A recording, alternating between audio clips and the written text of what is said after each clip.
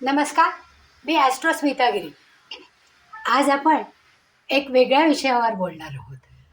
आपल्याकडे नेहमी म्हणलं जातं पहा, इच्छा तशी फळं. म्हणजे आपण ज्याप्रमाणे इच्छा करतो, ज्या चांगल्या इच्छा केल्या की त्या पूर्ण होतात आणि त्याप्रमाणे आपल्याला चांगली फळं मिळतात. म्हणूनच आपल्याला आपल्या घरातले सगळे लोक म्हणतात की नेहमी चांगलं बोलावं, चांगल्या इच्छा कराव्या आणि कायम शुभ शुभच बोलावं. याचा अर्थ काय होतं की तुमच्या आयुष्यामध्ये शुभत्व येण्यासाठी तुम्ही हे शुभ बोललं पाहिजे. आता कुठल्याही आजकाल सगळ्यात जास्त आपल्या कानावर येतो पहा, मॅनिफेस्टेशन. म्हणजे मॅनिफेस्ट केलं मी की मला ही इच्छा झाली आणि मी ते मला मिळावं अशी इच्छा केली. म्हणजे आपल्या सबकॉन्शियस माइंडमध्ये आपण त्या आपल्या इच्छा सगळ्या रुजवतो की ज्याच्यामुळे आपल्या सगळ्या इच्छा पूर्ण व्हाव्यात ही इच्छा असते. मग हे मॅनिफेस्टेशन म्हणजे काय आहे की पुन्हा पुन्हा एखादी शुभ इच्छा आपण बोलून दाखवतो, त्याला मॅनिफेस्टेशन किंवा शुभ शुभ बोलणं असं म्हणतात.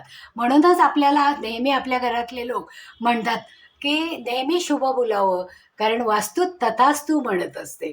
म्हणजे आपल्या घरामध्ये नेहमी चांगलेच उच्चार करावेत की ज्याच्यामुळे आपल्याला त्याची चांगली फळं मिळतील.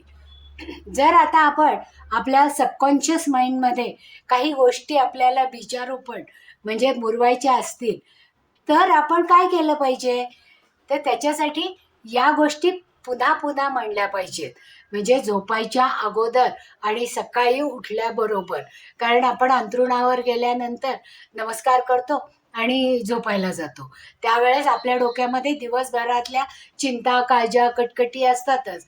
मग त्यावेळेस जर अगदी झोपेच्या क्षणाच्या वेळेस अगोदर आपण परमेश्वराचे आभार मानले आणि त्याला सांगितलं की मी अत्यंत भाग्यशाली आहे आणि तू माझ्या पाठीशी आहे, माझ्याबरोबर सगळं काही चांगलं होतंय, माझी प्रत्येक इच्छा पूर्ण होत आहे, मी अत्यंत आरोग्य संपन्न आहे आणि माझ्या सगळ्या इच्छा पूर्ण होत आहे आणि त्या इच्छा पूर्ण करण्यासाठी तू माझ्या पाठीशी आहे, त्याच्यासाठी मी तुला नमस्कार करतो.